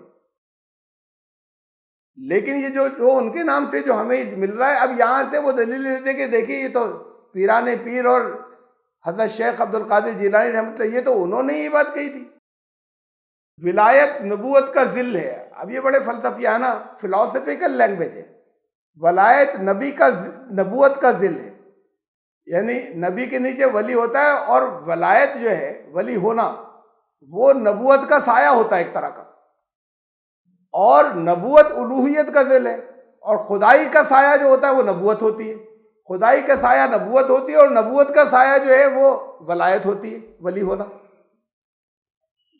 اب یہ کہہ رہے ہیں کہ ہم ذلی نبی تو کہہ رہے ہیں اپنے آپ کو، قادیانی کہہ رہے ہیں، یہ احمدی لوگ کہہ رہے ہیں کہ ہم اپنے آپ کو ذلی نبی کہہ رہے ہیں، ہم ڈائریکٹ فل فلیج نبی نہیں کہہ رہے، نبی کا ذل ہیں ہم، سایہ ہیں ہم۔ سایہ کیا ہوتا ہے بھائی؟ نہ اللہ کا سایہ ہوتا ہے، اور نہ نبی کا تو ہوتا ہے، نہ نبوت کا سایہ ہوتا ہے، کہ نبوت کا سایہ جو ہے وہ یہ ہے، تو یہ صرف فلاسفیکل ورڈ سے ہی، اور وہ کہہ رہے ہیں ہم بھی یہ کہتے ہیں، اچھا وہ اپنے آپ کو صوفی بھی کہتے تھے غلام احمد صاحب، دیکھیں بھائی یہ تو صوفیہ کی زبان ہے، یہی ہم بھی کہتے ہیں، ہمارے اوپر کفر لگا دیا، اور یہ تم اپنے ان پہ شیخ حضرت عبد القادر جیلانی صاحب پہ کفر نہیں لگاتے۔ ابن عربی، اس سے پہلے تصوف کے موضوع بہت تفصیل سے سورہ نور تھا، تو میں نے پورا تصوف کے موضوع اس میں لیا تھا، اللہ نور السماوات کی تشریح میں۔ جن کے ذہن میں زیادہ نہیں رہا اسے سنیے گا، بہت سے کانسیپٹس جو ہیں وہ اگر بھول گئے ہو تو پھر یاد آئیں گے، اور جنہوں نے نہیں پڑھا ہے یا نہیں سنا ہے اس حصے کو وہ 2-3 قسطوں کے اندر ہے، وہ تصوف کے سلسلے میں، اسے ضرور سنیے گا۔ اب ابن عربی جو ہیں یہ بہت بڑی شخصیت مانے جاتے ہیں تصوف کی لائن کے، شیخ ابن عربی، ولایت نبوت عامہ ہے، یہ انہوں نے فتوحات مکیہ ان کی کئی والیومز کے اندر ہے، بہت مشہور ان کی تصنیف ہے یا ان کی کتاب ہے، یہ اس کے اندر ہے، ولایت نبوت عامہ ہے۔ ولایت جو ہے وہ بھی نبوت ہی ہے ایک طرح کی، لیکن ایک نبوت بڑی خاص نبوت ہوتی ہے، وہ اصلی نبوت ہوتی ہے، اس کے ساتھ شریعت بھی ہوتی ہے، ان کا جس نبوت کے ساتھ، جس ولایت کے ساتھ ولایت ہی ہوتی ہے نبوت۔ اب ایسی ولایت ولی ہونا، ایسی ولایت جس کے ساتھ شریعت بھی آ رہی ہے وہ تو ہے نبوت، اور ایسی ولایت جس کے ساتھ شریعت نہیں آ رہی ہو تو وہ نبوت نہیں ہے، وہ ولایت ہے خالی، لیکن ہوتی وہ بھی ایک طرح کی نبوت ہے، وہ جنرل نبوت ہے، وہ یہ طرح خاص نبوت ہے۔ تو اب غلام احمد قادیانی صاحب نے کہا میں کیا غلط کہہ رہا ہوں اور میرے اوپر مجھے کیوں کافر کہتے ہو؟ تمہارے اتنے بڑے بڑے بزرگ وہ کہہ رہے ہیں کہ جب میں کہہ رہا ہوں میں شریعت والا نہیں ہوں نبی، تو میرے شریعت کو یہ بھی یہی کہہ رہے ہیں کہ ولی بھی نبی ہوتا ہے، ہاں اگر شریعت آ جائے تو پھر وہ خاص نبی ہو جاتا ہے۔ تو میں بھی یہ کہہ رہا ہوں کہ میں نبی ہوں، شریعت نہیں ہے، شریعت کے ساتھ میں نہیں آیا ہوں۔ تو جب تمہارے اپنے یہاں کے جنہیں تم اتنے بڑے بڑے بزرگ مانتے ہو وہ کہہ رہے ہیں تو یہ میرے اوپر کس بات کا کفر، مجھے کیوں کافر کہا جا رہا ہے؟ مولانا اشرف علی تھانوی، یہ ان کی کتاب ہے، مطلب کمپائلیشن ان کی کتاب نہیں بلکہ مفتی محمد شفیع صاحب بہت بڑے پاکستان کے اسکالر، بہت بڑے، وہی پارٹیشن کے دور کے بعد سے اب تک ابھی تک تھے، تو انہوں نے کتاب لکھی مولانا اشرف علی تھانوی صاحب کے اقوال مختلف سٹنگ میں مجلسوں میں انہوں نے کیا کیا کہا۔ کتاب کا نام ہے ان کے واقعات کو جمع کیا، ان کی اقوال کو، سیئنگز کو، مجالس حکیم الامت۔ تو اس میں انہوں نے لکھا، ابھی اس پہ دو کی گواہی ہو گئی، اس پر مفتی شفیع صاحب کی جنہوں نے اس کو کمپائل کیا، اور انہوں نے اپنے شیخ کے بارے میں کہا اشرف علی تھانوی صاحب کی، ابھی یہ دو لوگوں کی ہو گئی گواہی، دو بہت۔ مولانا اشرف علی تھانوی کا ارشاد ہے کہ پس معلوم ہوا کہ جس وحی کو، اب یہ ابن عربی کی جو کچھ کہا کہ یہ ولایت بھی نبوت ہی ہوتی ہے، وہ عام نبوت ہوتی ہے، کیونکہ اب یہ اس کی وہ کر رہے ہیں انٹرپریٹ توجیہ کہ نہیں وہ تو کوئی بات غلط نہیں کہتے، اب مطلب سمجھ لو، تم لوگوں نے مطلب غلط سمجھ لیا ہوگا۔ تو یہ انٹرپریٹیشن ہوتے رہے غلط باتوں کے، بات کو کہ نہیں ان کے بارے میں ہم کچھ نہیں کہہ سکتے، انہوں نے یہ کہا تھا نا، ان کا مطلب یہ تھا۔ اب یہ سنیے مطلب کیا تھا، وہی بات جو آپ ابن عربی کی سن چکے۔ ان کا مولانا اشرف علی تھانوی کا ارشاد ہے پس معلوم ہوا کہ جس وحی کو شیخ ابن عربی عام کہہ رہے ہیں کہ یہ عام نبوت ہے، وہ بمانی الہام ہے، وہ الہام کو کہہ رہے ہیں، اصل میں وہ اس کو کہہ نہیں رہے ہیں جو اولیاء کو ہوتا ہے۔ شیخ اپنی اصطلاح میں اس کو وحی کہتے ہیں، اسی الہام کو۔ یہ اصطلاح لغت کے موافق ہے اور لغت کے مطابق ہے، وحی کے معنی اس کے اندر خفیہ طور پر دوسروں کو پتہ نہیں چلے، خفیہ اشارہ ایسے کہ دل میں بات ڈال دی جائے، تو یہ لغت کے بھی مطابق ہے، اور قرآن میں بھی یہی آیا ہے کہ شہد کی مکھی کو وہی بھیجی مثالیں دی انہوں نے آگے۔ تو اب انہوں نے کہا کہ نہیں، وہ انہوں نے بالکل صحیح کہی تھی بات کہ ولایت بھی نبوت ہوتی ہے۔ اب اسے ثابت ان کا نہیں، وہ کہا انہوں نے یہ، لیکن اصل میں وہ الہام کہنا چاہ رہے ہیں، اسے انہوں نے وہی کہہ دیا ہے اپنی زبان کے اندر، اور کہہ دیا تو کوئی غلط نہیں کیا۔ اگر وہ یہ کہہ دیا کوئی غلط نہیں کی، ڈکشنری میں بھی یہی میننگ ہے، قرآن میں بھی استعمال ہوا، تو اب اس کی توجیہ کر دی اور اسے کہ ولایت نبوت ہی ہوتی ہے، وہ اس میں ولایت و نبوت میں کوئی فرق، یہ سب اپنے انہوں نے مقامات نبوت سب نے حاصل کر لیے جتنے تھے۔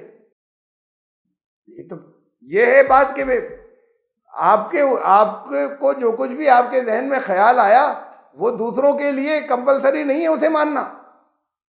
نبی کے اوپر وہ وحی آتی ہے کہ جو نبی کہے تو ہر ایک کو ماننا لازم ہے، یہ اللہ کی طرف سے بالکل سچی صحیح بات آئی ہے۔ وہ الہام کچھ غلط ہو سکتا ہے، ذہن کے اندر ایک بات آ گئی تھی۔ مولانا قاسم نانوتوی جو دارالعلوم دیوبند کے فاؤنڈر و بانی تھے، اگر بالفرض، یہ تحذیر الناس نام کی ان کی کتاب ہے، اس میں یہ جملہ ہے، اگر بالفرض، اور ان سب کا حوالہ دیتے ہیں یہ لوگ، میں نے اس میں سے چند نکالی ہیں، ایک مولانا مودودی کی تحریر کا بھی حوالہ دیتے ہیں، بہت سی اور کتابوں کے دیتے ہیں، تو یہ ان کی کتاب کا ایک حوالہ ہے، اور یہ سب اسے استعمال کرتے ہو، کہتے ہیں یہی سب باتیں تو ہمیشہ سے چلی آ رہی ہیں، تمہارے جن کو بڑا احترام کرتے ہو بزرگ وہ سب کہتے ہیں، اور میں نے کہیں تو میں کافر ہو رہا ہوں اور میرے خلاف طوفان کھڑا کیا جا رہا ہے اور سازشیں کی جا رہی ہیں۔ یہ انہوں نے کہا، اس میں لکھا کہ اگر بالفرض فرض کر لو بعد زمانے نبی صلی اللہ علیہ وسلم بھی کوئی نبی پیدا ہو، کیونکہ ہوا تو نہیں، لیکن اگر کوئی ہو تو بھی خاتمیت محمدی میں کچھ فرق نہیں آئے گا، ان کا پھر اس سے کوئی فرق نہیں پڑے گا، خاتم النبیین وہ رہیں گے۔ یہی تو وہ کہتے ہیں کہ خاتم النبیین کی بات قرآن کی بالکل ٹھیک ہے، لیکن میں نبی ہوں۔ اب یہ بھی کہہ رہے ہیں کہ اگر نبی کوئی ہو جائے تو خاتم النبیین پھر بھی رسول اللہ صلی اللہ علیہ وسلم رہیں گے، اگر ہو جائے کوئی تو۔ ہم نہیں مانتے کہ ہوا، لیکن اگر ہو تو خاتم النبیین، تو یہی وہ کہہ رہے ہیں کہ میرے پر وحی آتی ہے، میں نبی ہوں اور وہ خاتم النبیین ہے۔ اب یہ سب باتیں جو ہیں یہ میں نے آپ کو دکھائی کہ وہی جو کچھ وہ کہتے اپنے دعووں ٹوسٹ کر کر کے چیزوں کو کہتے رہے، وہ سب تحریریں یہاں موجود ہیں، اور وہاں سے نکال کر جب بات کرتے ہیں تو پھر زبانیں بند ہو جاتی ہیں، پھر جواب نہیں دے پاتے۔ یہاں بڑے بڑے جلسے کر لیتے ہیں ختم نبوت کے، ہزاروں لوگوں کو اکٹھا کر کے، اور پھر اس سے یہ ہوتا ہے کہ خوب ہوشیار رہنا اور پھر حملے کرو ان کے اوپر۔ حملے کرنے سے کوئی تحریک آج تک دنیا میں، آج تک تاریخ میں ہوا ہی نہیں۔ طاقت سے کسی تحریک موومنٹ کو دبایا نہیں جا سکا، وہ چاہے باطل ہو چاہے حق ہو، کبھی نہیں دبا۔ موومنٹ اور تحریک طاقت سے نہیں دبی کبھی کوئی۔ طاقت اگر استعمال کی گئی کسی بھی اس کو دبانے سے تو وہ اور بڑھ جاتی ہے ہمیشہ، حملے کرنے سے کبھی نہیں رکتی۔ اب یہ تھا کہ ان کے خلاف تشدد، ان پہ حملے جگہ جگہ ہونے لگے، وہ بڑھتے رہے اپنا، اس لیے کہ وہ اپنا کام کرتے رہے، یہ کام تو کر نہیں رہے، یہ خالی بڑے بڑے جلسے کرتے ہیں۔ تو اپنے یہاں تو خوب اس کے اوپر تقریریں کرتے ہیں، ان سے بات نہیں کر پاتے، وہ نکال کے ان کی تحریر رکھ دیتے، تو یہ اپنے حضرت کو کہہ نہیں پاتے کہ انہوں نے بھی غلط کہا تھا، اپنے حضرت کے لیے نہیں کہہ سکتے۔ جب نہیں کہہ سکتے تو پھر بات ہی وہاں پہ بلاک ہو گئی، تو ان سے ان میں سے ایک بھی بات نہیں کر پاتا، یہ یہاں جلسے ہوتے رہتے ہیں، اور جلسوں کے بعد وہ کہ بائی فورس ہمیں طاقت سے ہم روک دیں گے۔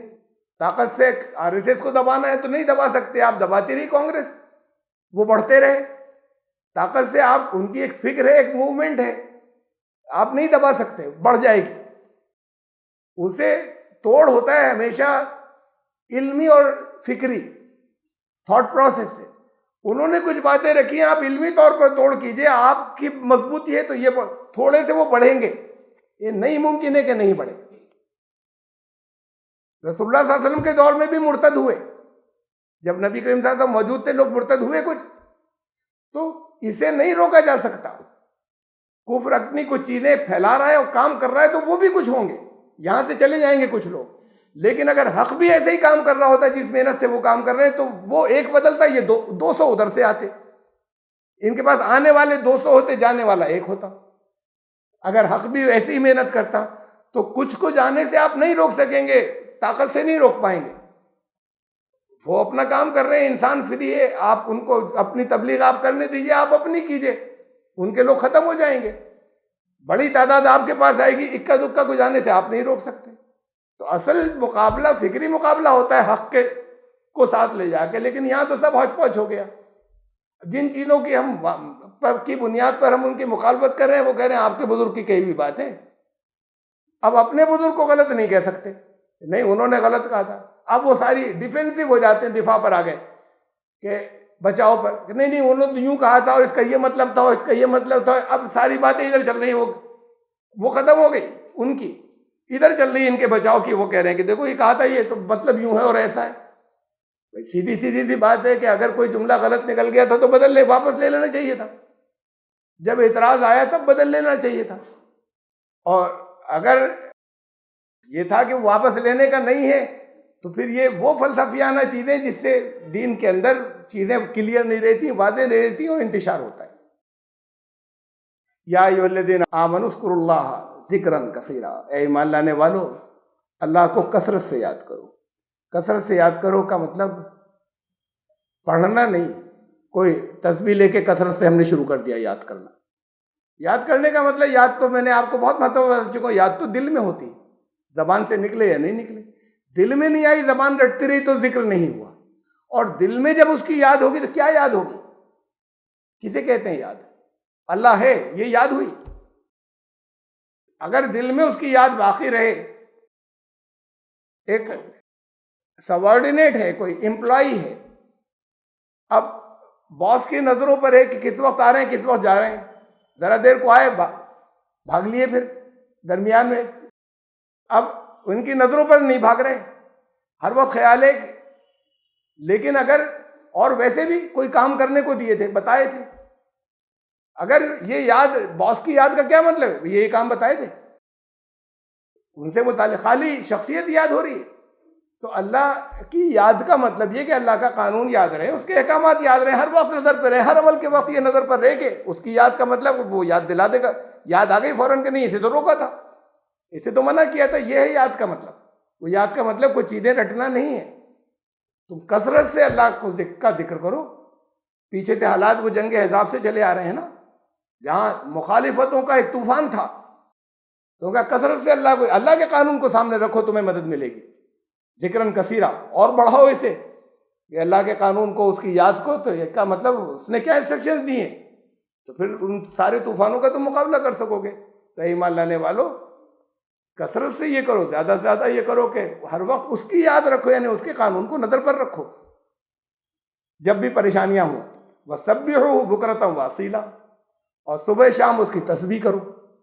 اب یہ تسبیح بھی جو ہے وہ میں پہلے بھی بتا چکا ہوں, یہاں آیا تو پھر اسے واضح کرنا ہے کہ نئے لوگ آ جاتے ہیں. تسبیح کا مطلب بھی یہ تسبیح ذکر سب کامن ہو گئے. مجوسی استعمال کرتے تھے پہلے, یہ یہاں آ گئی, یہ یہاں پر مسلمانوں میں نہیں تھی. کوئی حرج نہیں, کوئی چیز آسانی کے لیے اگر آپ کہیں سے لیتے ہیں تو ایک جگہ کی دوسری جگہ جاتی ہے, لیجیے, کوئی حرج نہیں ہے. لیکن یہ جسے ہندوؤں کے جو مالا چلتی تھی, مجوسیوں کی جو چلا کرتی تھی, وہ لی ہم نے, اسے لینے میں کوئی حرج نہیں ہے. لیکن اب وہ چیزیں کچھ پڑھنی ہو گئیں, تھا اصل میں کچھ کرنا تھا, یہاں پڑھنے پہ آ گیا سارا کام. اب تسبیح پڑھ رہے ہیں, یہی تسبیح پڑھنا پھر ذکر بن گیا, اس کا نام تسبیح ہو گیا. سبح للہ ما فی السماوات و ما فی الارض, آسمانوں اور زمین میں سب نے اللہ کی تسبیح کی. ابھی بھی تسبیح کلیئر نہیں ہوئی بات. قرآن کہتا ہے کل فی فلک یسبحون, یہ سورج اور چاند و تارے یہ سب یسبحون, تسبیح کا لفظ آ رہا ہے بیچ میں, سبحہ, یہ سب تسبیح کر رہے ہیں. اب یہاں پر کیا ہے سب نے, کل فی فلکن, تسبیح کیسے کر رہے ہیں, ان کا اپنے اپنے آربٹ میں تسبیح. اب بڑی تیز, اس کے معنی تیزی سے گزرنا, لغوی معنی لغت کے اندر سبحہ کے معنی لغت میں تیزی سے گزرنا, تو کسی خاص مقصد میں تیزی سے لگے رہنا. اللہ نے جو چاہا ہے تمہارے لیے, جو پروگرام دیا ہے, جو منصوبہ دیا ہے, جس پر عمل کرنے کو کہا ہے, اس کی رضا کے لیے تیزی سے عمل کرنے میں لگے رہنا, یہ تسبیح ہے.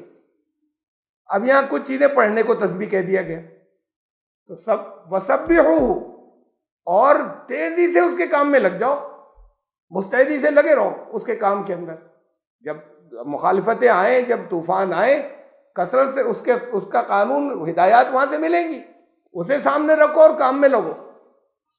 تم ہاتھ پاؤں ڈال کر بیٹھ گئے تو بھی یہ ہے کہ وہ مخالفتیں تمہیں مغلوب کر لیں گی, تم وجد کر لیں گی. تو تیزی سے اس کے اللہ کے پروگرام کو پورا کرنے میں, عمل درآمد کرنے میں تیزی کے ساتھ میں مستعدی کے ساتھ, یہ تسبیح ہے. آسمانوں اور زمین نے سب نے تسبیح کی ہے اللہ کی, وہ سب تیزی سے اس کے کام میں لگے ہوئے جو ان کو دے دیا گیا ہے. وہاں انسان کو چوائس دی گئی کہ چاہے تو لگے چاہے تو نہیں لگے, اگر لگے گا تو تسبیح ہوگی. تو تسبیح کچھ کرنا تھا, وہ تسبیح کچھ پڑھنا ہو گیا. صبح شام کا مطلب صرف صبح اور شام کو نہیں, صبح شام کا مطلب ہر وقت, جیسے ہم کہتے ہیں یہ صبح شام محاورہ ہے, اس محاورے کے طور پر هو الذی یصلی علیکم وملائکتہ لیخرجکم من الظلمات الی النور وکان بالمؤمنین رحیما. اب وہ ہے جو تمہارے اوپر صلات بھیجتا ہے, وہی ہے جو تم پر صلات بھیجتا ہے, اس کے ملائکہ بھی بھیجتے ہیں. اللہ تمہارے پر صلات بھیجتا ہے, اس کے ملائکہ بھی بھیجتے ہیں, فرشتے بھی تم پر صلات بھیجتے ہیں. اس لیے بھیجتے ہیں تاکہ تمہیں اندھیروں سے نکال کر روشنی میں لے آئے. اور وہ تو وکانہ بالمؤمنین رحیما, ایمان لانے والوں کے لیے وہ تو ہمیشہ سے ہی رحیم تھا, رحیم رہا. اب دیکھیے, وہ آپ جو صلی اللہ علیہ وسلم ایک درود پڑھتے ہیں, پہلی بات تو اسے سمجھ لیجئے, درود و سلام جیسی ان کا نام آئے درود پڑھیے. میں پہلے بھی بتا چکا ہوں کہ اچھا یہ ہے کہ اس لفظ کو بدل لیجئے. درود عربی کا لفظ نہیں ہے, یہ درود فارسی سے آیا ہے. سلام عربی کا لفظ ہے. درود و سلام آپ کی زبان کے اوپر انڈیا, پاکستان, بنگلہ دیش, ایران, یہاں پر یہ سب درود ہی بولا جاتا ہے. قرآن کہہ رہا ہے اسے صلات کہتے ہیں, صلات و سلام. اب درود و سلام ہوتا ہے فوراً اول آخر درود شریف پڑھیے گا.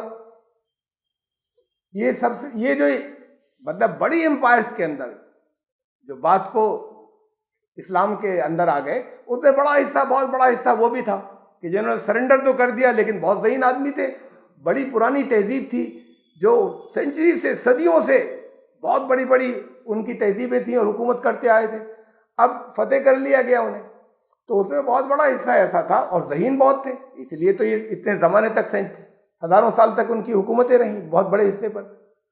تو اس میں بہت بڑی تعداد ایسی تھی سرنڈر ہو جانے کے بعد وہ دین میں گڑبڑ کرتی رہی انڈر گراؤنڈ، خاموشی سے، خفیہ طور پر. درود لفظ یہ وہاں سے چلا ہے. درود کے معنی جڑ کاٹنا، پرانی فارسی کے اندر، اوریجنل فارسی میں درود کے معنی جڑ کاٹ دینا. درود بھیجو، بھیجنا، بھیجنا کیا ہے؟ درود بھیجو. اب درود کا مطلب کچھ پڑھنا ہے ہمیں. درود تو اب چونکہ اب زمانے سے وہ لوگ اسلام میں ہیں، وقت گزرتا گیا، درود لفظ عام ہو گیا جو انہوں نے پھیلایا تھا. اب وہ تھا اسی معنی میں، صلات کے معنوں میں. اب سب بولنے لگے تو اب اس کے میننگ وہی بن گیا ورڈ کا جنرل. اس لحاظ سے کوئی اگر بحث کرے تو کوئی حرج نہیں ہے کہنے میں، اس لیے کہ میننگ ہی وہی بدل گئے. لیکن ایک لفظ کو جس مقصد سے لایا گیا تھا اور پرانے اوریجنل میننگ وہ تھے، اور وہ عربی زبان کا، قرآن کا لفظ بھی نہیں ہے، تو آپ اسے کیوں نہیں ہٹا لیتے؟ میری رائے ہے کہ نہیں استعمال کریں. فوراً زبان پر سے نہیں ہٹے گا، ہلکے ہلکے کر کے ہٹا دیجیے گا. پھر نکل جائے بھائی درود پڑھو، صلاۃ و سلام. صلاۃ لفظ کے لیے تھا، درود و سلام کے بجائے صلاۃ و سلام. بہرحال کوئی اتنی درجے کی فقہ کی بات نہیں. آپ کہیں درود کی، اب تو اسی معنوں میں ہم بولتے ہیں، آپ کی مرضی بولیے. هو الذی یصلی علیکم وملائکتہ، تو پھر اب لیکن یہ کہ وہ کیا چیز تھی؟ وہ کچھ پڑھنا تھا. وہ پڑھا ہم نے، حضور صلی اللہ علیہ وسلم کا نام آیا، کچھ پڑھا. یا ایھا الذین آمنوا صلوا علیہ وسلموا تسلیما. صلوا علیہ، صلو کو یہی صلاۃ. صلاۃ کے معنی صرف نماز نہیں ہے، یہ تھوڑی کہ ان کے اوپر نماز پڑھو. اب وہی جسے آپ درود کہتے ہیں، صلاۃ بھیجو، یہ درود بھیجو. وسلموا تسلیما معنی کلیئر ہو گئے. سر تسلیم خم کر دو، سلموا تسلیما. بہرحال اب کچھ پڑھنا ہے، ان کا نام آیا کچھ پڑھنا ہے، اصل تھا کچھ کرنا ہے. اب اللہ تمہارے اوپر بھیج رہا ہے تو اللہ تمہارا نام لے کے کچھ پڑھ رہا ہے. وہی تو لفظ ہے نا کہ اللہ تمہارا نام لے کر کچھ پڑھ رہا ہے، وہ تمہارے ساتھ کچھ کر رہا ہے، تمہیں کچھ کرنا تھا. تفصیل میں بات کو جاؤں گا. یہاں پہ ترجمے میں لفظ رحمت ہے، یہ بھی بالکل 100% ایکوریٹ ٹرانسلیشن نہیں ہے، لیکن رحمت کے معنوں میں لیا جا سکتا ہے. اب وقت ہو گیا، میں آیت نمبر ہم 43 پڑھی تھی، ترجمہ کیا، کچھ اس پر معمولی سا ڈسکشن رہا. اصل میں اسی آیت نمبر 43 سے 43 سے کہ درود جیسے آپ لوگ کہتے ہیں یا صلاۃ جیسے قرآن نے کہا ہے، اس کے اصل میننگ کیا ہے. کبھی فرشتے جو ہیں وہ نبی پر صلاۃ، اللہ جو ہے وہ تم نبی پر نہیں، اللہ تمہارے اوپر صلاۃ بھیج، تمہارے لیے صلاۃ کر رہا ہے. ہم نبی کے لیے کریں تو صلاۃ کیا ہے اور کیوں کریں اور اس سے کیا ہوگا. ساتھ میں پھر یہ بھی ہے، قرآن تو ایک پریگمیٹک ہے، یہ بتاتا چلتا ہے کہ تم کیا کرو گے تو کیا ہوگا. تو اس سے کیا ہوگا؟ اندھیروں سے نکال کر تم روشنی میں آؤ گے، نور میں. اندھیروں سے نکال کر روشنی میں آنے کا مطلب کیا ہے؟ ویسے تو کلیئر ہے، کوئی خاص اس میں آپ کو تشریح کی ضرورت نہیں محسوس ہو رہی ہوگی، لیکن قرآن نے اور جگہوں پہ بھی یہ لفظ جگہ جگہ استعمال کیا ہے. وہاں پر اس نے بہت ایکوریٹلی بتایا کہ اندھیروں سے نکل کر روشنی میں آنے کا طریقہ کیا ہے. اچھا، اللہ نے نکالا، اندھیروں سے نکال کر روشنی میں لے آیا، تو اللہ نے آپ کو کھانا کھلایا، وہی کھلاتا ہے نا. قرآن نے کہا کہ وہی سب کو کھلاتا ہے. تو جب کھلایا تو کیا کوئی نوالا بنا کے منہ میں دیا تھا؟ آپ نے کمایا، پکایا، کھایا. قرآن کہتا ہے کہ وہ تمہیں کھلاتا ہے، تم اسے نہیں کھلاتے. کیسے کھلایا؟ یہاں پھر کون سی سبب استعمال ہوا؟ وہ سبب ہوئے، اسباب استعمال ہوئے، مینز استعمال ہوئے تمہارا پیٹ بھرنے کے. وہ اسباب سارے اللہ کے کنٹرول میں ہیں. تو اسے کہ اللہ نے کھلایا. ایسے ہی اللہ اندھیروں سے نکال کر جب نور میں لایا تو مینز کیا ہے، ذریعہ کیا ہے اس کا، کیسے لایا، طریقہ کیا تھا. تو اللہ تو کوئی کہیں ہاتھ پاؤں سے نعوذ باللہ کوئی کام تھوڑی کر رہا ہے بیٹھا ہو. تو کیسے کیا، یہ طریقہ کیا، اسباب استعمال ہوئے، کیا مینز تھے. قرآن نے بتایا، بہت صاف لفظوں میں بتایا دوسرے مقامات کے اوپر. تو پھر اس آیت کے الگ الگ حصوں کی، خاص طور سے ان دو حصوں کی، ایک صلات اور ایک اندھیروں سے نور میں آنے کا ذریعہ کیا ہے. جو اللہ کرتا ہے، یہ اللہ لوگوں کو اندھیروں سے نکال کر نور میں لاتا ہے. کن کو لاتا ہے اور کیسے لاتا ہے؟